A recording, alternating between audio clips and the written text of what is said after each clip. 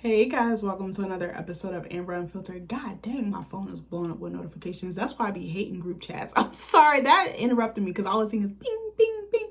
But anyways, I wanted to do a little book review or like just a little book chat. I've been kind of slacking on reading because I've just been booked and busy, but I just started another book yesterday and I was like, I want to talk about this on the channel because I haven't done one in a while. Right now it was weird. So I am toxic in that I buy a lot of books and then I don't be reading them all. Spoken like a true bookworm. But I wanted to talk to you guys about this book I started yesterday called The Candid Life of Meena Dave. But before I do that, don't forget to like, comment, and subscribe. Also, if you want to cash out me at Amber Unfiltered Show, that'd be greatly appreciated. So I wanted to show you guys the book cover because I thought it was really, really pretty. I don't know if I'm saying or pronouncing the author's name correctly, and I apologize if I'm not.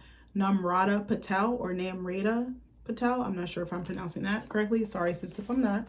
But I wanted to show y'all this pretty cover. So I wanted to talk about this book because I was like, it's juicy. So to go back for a second, I have so many books and people keep recommending me books and I'm just like toxic. But anyway, so I was like, why don't I just go on my Kindle and read something I already downloaded or I already bought? That way I don't be wasting money because I was like, the holidays coming up, baby. Every penny, every dollar counts. Oh, so I was scrolling and scrolling. I couldn't find nothing. I have so many books. And then I came across this one and I was like, what's this one? And I saw I had read a couple chapters, but I remember when I had first read it, I wasn't feeling it. I wasn't vibing with it. And I was like, what's wrong with me? And then when I started to read it again, I was like, this book is hard. I was like, this book is really well written. Why did I not? I was like, maybe I was looking for a very specific story because I tend to love Black family dramas or like Black homecoming stories. That was like my vibe back then. But I was like, I'm trying to expand my palette a little bit more. Like what was I gonna say? I'm trying to just be more open-minded with like the type of content I consume because I tend to gravitate to the same stuff over and over again. But it's like, okay, read something a little bit different. Read something that's not from your perspective. That's how you get better. That's how you embrace the world and embrace the people in it and their differences. So I was like, okay, so girl, I started reading. Next thing I know, I'm on almost chapter 10. I'm a fast reader. Usually when I first start reading a book, I read the first 40 to 50 pages, and that's what I did. And then I read it a couple more times yesterday, and I ended up on like almost page 100. And I was like, girl, go sit down. But also, I have a Goodreads account. I know people have issues with Goodreads because of who they're owned by now, but I'm like, look, I've been using this app for a little bit, so I'm gonna just stay on there. I'm a creature of habit. And I also hate downloading a bunch of apps because then that means I have to keep track of other stuff. But that's my attention span, my bad attention span. So, what was I gonna say? So I wanted to say I have Goodreads, and Goodreads has a book challenge of like, oh my God, this group chat is killing me. So Goodreads has a book challenge of like, you can set how many books you want to read per year. Now, because I'm a college student, because I got so many other things going on, I don't set the number very high. I usually stay between 10 to 15. I think last year I did a lot more, and the year before that, but this year I just did 10 because I was like, I know I'm going back to school. I know I'm not going to have time. I was also, I'm also doing the channel, also work part-time and do other stuff like writing and attend a lot of writing events. So I was like, all right, I'm gonna just set it to 10. And I looked and I was like, oh, I only have one more book. And I was like, this is perfect. I can end the year with this unless I start reading something else. But anyway, so I found this and I was like, okay. So I want to talk to you guys about this book. So it's called The Candid Life of Meena Dave. So it's a 2022 novel by Namrata Patel, about a nomadic photojournalist who inherits an apartment in Boston, which leads her on a journey to uncover her past and connect with her heritage. The story follows Meena as she investigates the mystery of the apartment's previous owner, navigates a new community of Indian immigrants, and forms unexpected relationships, including with a handsome neighbor and a trio of meddling aunties. I actually really like it. I love what they're talking about. Like with loneliness, I think that's a prevalent theme throughout this book. And I was like, that's something I can relate to. Meena, so Meena, for one, is adopted. She has American parents. And two, what was I going to say? Her parents died when she was younger. So they died when she was about 16, I believe. I think, did something catch on fire in their house? Something exploded and caught on fire and her parents died as a result, or it was some type of casualty and huge loss of that effect. So she's kind of a loner, and she's an only child as well. And even though her parents love her down and they love her to the nth degree, she's not in touch with her Indian side or her Indian heritage. And she's also a photojournalist, so she travels a lot. So she doesn't really have a home. She doesn't have anywhere to plant her roots. So out of the blue, she gets notified by like a legal team or a lawyer that, hey, this property is being passed down to you. She doesn't know this woman. She's never heard her name. And it's like a gorgeous place. It's like a historic apartment. And there's like a lot of Indian immigrants of different generations in this. It's like a condominium building, but there's apartments in there, if that makes sense, if I can remember correctly. And so she's like, okay, so she's just thinking, okay, I'm going to come into town, get my arrangements made, and then I'm going to bounce. But something plants her there. And that's something I'm noticing too. A lot of that's quite a few of the writer events I went to, like the conferences and workshops and stuff, say when you're writing, you need to have obstacles for your character, your main character, for the thing that they really want. So she's wanting to go on this trip abroad, film or photograph and do her thing, but it stops her because she's actually supposed to be leaving out of town for a trip. But she actually, I think she like breaks her wrist, a bone in her wrist or something. So that plants her there and it forces her to stay rooted and to stay grounded. And I really like that. And I was like, I got to figure out how to do that in my own story. And the novel that I told y'all about, In Vitro, about the Black woman trapped in that like very strict society that like restricts women's reproductive health. I was like, I think I want to give it another try because I've been like putting it off and I feel like I'm stuck, and I've been doing like lots of classes and trying to go to different events to get some inspiration. But after reading Namrata's work, I was like, I feel inspired to pick it back up again and maybe try to start a different way and to just try, like, because I feel like I psyched myself out, like, okay, I'll just write a shorter body of work since I can't really seem to focus or figure out where to go next, because I'm kind of stuck on setting and I'm kind of stuck on where this character should go. My main character in the book, her name is Ender. So, what was I going to say? So anyway, so she gets this apartment, she goes and gets the keys, she goes and, looks around and pokes around. And it's this older Indian woman, again, she's never met. And the lady leaves like little notes with like little clues. The lady is like not a linguist, like someone who works on like a dictionary or something like that, like an editor, but she's editing like Merriam-Webster or Cambridge or something, like the Cambridge dictionary. And I'm like, that's insane. And then she starts meeting this really unique, eccentric cast of characters. So there's a really hot neighbor across the street, across the hallway. And all I could picture, do y'all know Raymond a Black? I first knew him from Degrassi. Allie and AJ, was that the brother and sister? But then he a fine specimen. Let me see if I can find a good picture of him. But I first remember seeing him in Degrassi, but I've seen him in different stuff throughout the years. But when I saw him in Ginny and Georgia, I was like, my man. I was like, okay, get one of those leading roles. I mean, it's more of a supporting role, but him. As I was reading it, all I could picture for the neighbor, if they made this into a movie or a TV show, I was like, he should play him. Sam, I think his name is Samir, but he goes by Sam. So she actually meets him outside when she's walking to the apartment. It's like a meet cute. So he's walking his dog, and I think the dog like breaks off the leash or something. And what was I gonna say? So then that kind of causes them to have to banter back and forth. And there's like this like funny, sarcastic, witty chemistry. And I was like, oh my God, I could totally see this. So like being a visual medium. And so she comes to find out she lives across the street from him. And at first she's like very resistant. She's like, he's fine. I could probably hook up with him, but I'm not trying to lock that. Like, it's like she doesn't want to lock down with anything in her life. She doesn't want to lock down with the house. She doesn't want to, like, she stays with her friend in the UK, her best friend. She only has like one friend, like one close friend. But even that is like some strain because of the distance and the nature of her work. It like it says, it forces her to be nomadic. She's never planted in one place for very long. And I think it's her running from herself and running from her grief and running from the things that have happened to her or have not happened to her. More so have happened to her. But she like kind of crashes at her friend's place in the UK when she's in Europe, but she doesn't have an actual like address. She doesn't have an apartment. She doesn't have a house. She doesn't have a physical address. Like, she's just on the go. Her camera is how she lives, how she makes a living, but she doesn't have anything that keeps her tethered anywhere. That's what I thought was really interesting. And it shows how lonely she is.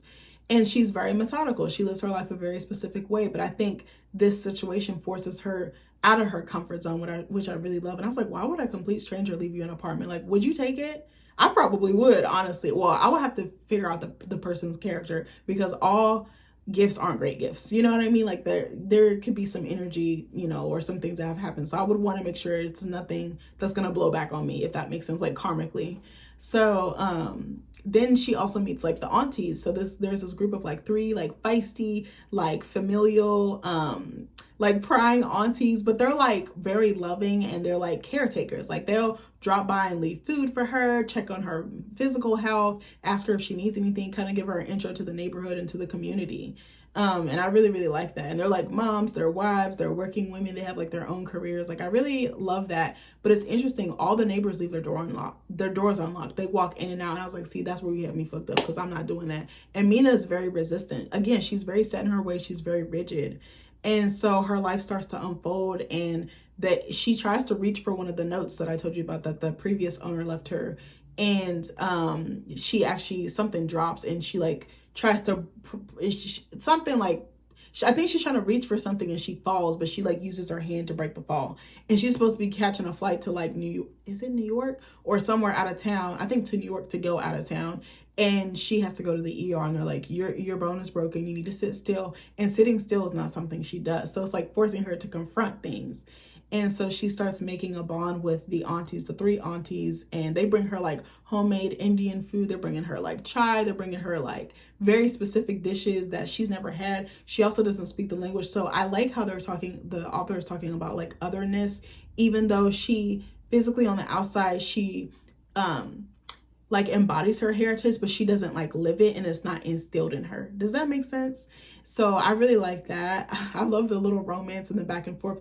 And also the dog is like the common denominator between her and the hot neighbor. Like the dog is always bringing them two together. And I really, really love it. Like this, it's just bringing them together in a way that they wouldn't expect. And like they're both attracted to each other, but she's like trying to resist a lot. But again, I really like the storytelling. I like some of the thoughts it and Meena is very self-conscious because her mom was not super hard on her, but she was like, this isn't a certain etiquette or it doesn't look a certain way. So it's like she feels like kind of confined, and it's like she still hears her dead mother's voice in her head critiquing her. And I was like, I feel like a lot of women could relate to that. Even if your mother isn't dead, you always have that elderly woman, that elderly wise woman's voice in your head, but it's like it's playing with how you move or how you don't move in the world. And I was like, it creates like this doubt and this like apprehension in yourself that I find really interesting. But I love the storytelling. I love Meena's voice. It's very sharp. It's very engaging. I'm trying to think who could play Meena. I was gonna say Priyanka Chopra, but I know there's gonna be other. Who could play Meena? I don't know. I'm trying to think. Maybe. I know there's someone else that could, but there's probably a lot of actresses who will be qualified to play her, but I could see this being like a movie. Like it just feels so real. And I think the author does a great job of setting and like really giving us visuals as to how Meena moves in the spaces that she occupies, but even the spaces that she's not familiar with, but that starts to become familiar to her. I love I'm trying to think and I love the mystery of the inheritance, like her getting this space.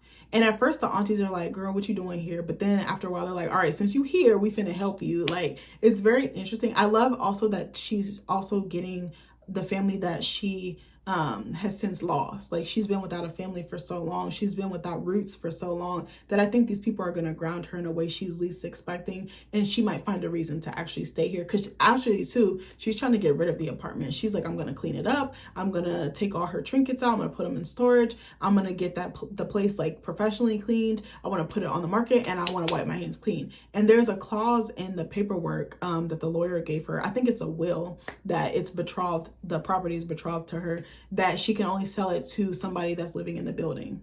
So I was like, that's going to be hard too. And like, there's like a couple $1 million on the table if she's able to sell it, because an apartment in this area, it's very historic, it's very well taken care of, and it's in like a prominent part of town. So I was like, I mean, that sounds great in theory, but it's like, I don't know. Sometimes maybe she would want to keep that place, even if she doesn't end up staying there. I predict one, she's gonna end up living there if she does, and she's also thinking about subletting it as well to make extra money, because until she sells it, she has to pay for it even if she's not living in it. So it's also that, and it seems like she's doing relatively well for herself. Like, she's not rolling in it, but she's doing all right for herself, and she travels like to really beautiful spaces. Like, what was it Tasmania? I might be getting that wrong, but she's traveling all over Europe and Africa in really remote, beautiful locations. And then she starts taking pictures of her neighbors, even the hot neighbor, even the aunties, capturing them in everyday daily life. So I wonder if there's going to be like an exhibit that comes out of that. But my predictions would be, one, she's going to live in that apartment, or if she doesn't, she's going to keep it. Like, she'll stop by in town when she's on assignment. Two, I think she's gonna hook up with the neighbor, but I wonder if she'll actually stay with him long term, because it seems like she's used to more casual setups or relationships. I don't know how she is with the actual honest commitment. Three, she's gonna find kind of almost like mothers or extended family and the three aunties. Sorry, there's a freaking bug flying around. And four, I think did I say that I think she'll have an exhibit with some of the pictures that she's taking of like the everyday life and showcasing Indian heritage and just like Indian American heritage. And I love the commentary it's also making on, like, you know, previous generations, like generational immigrants and like, I'm trying to think of how to explain it. Even the name of the building, it's called the Engineer House, and a lot of Middle Eastern and Indian people came through this community and like went on to become like professors and engineers and like really pull themselves up by the bootstraps, but they made community. I think that was the biggest thing, in a place that was foreign, in a place that wasn't, they had to make a home in a place that didn't feel like home, and they had to bring the thing that they could bring with them was their culture, you know, the food, the language, the customs, the rituals. And I really like that aspect. To me, it's giving like very folklore. Even some of the dishes that the aunties bring her sound so good. Even the chai tea and just the spices and just the sense of home, the sense of comfort, I really, really love. But if you guys need something new to read, I'm reading that. Let me know, what are you guys reading? Do I have any reader girlies or guys on my channel? But I just wanted to talk about that. I really am enjoying this. I could probably see myself finishing this in probably, depends on how distracted I am with the holidays and everything else, probably like a week or two. Maybe I might take my time, because again, I'm actually working on a horror short story right now, which I'm really, really freaking excited about. I've always wanted to write horror, and I've always wanted to flex my chops in that way. But anyways, I love you guys, and I'll see you in the next video. Bye.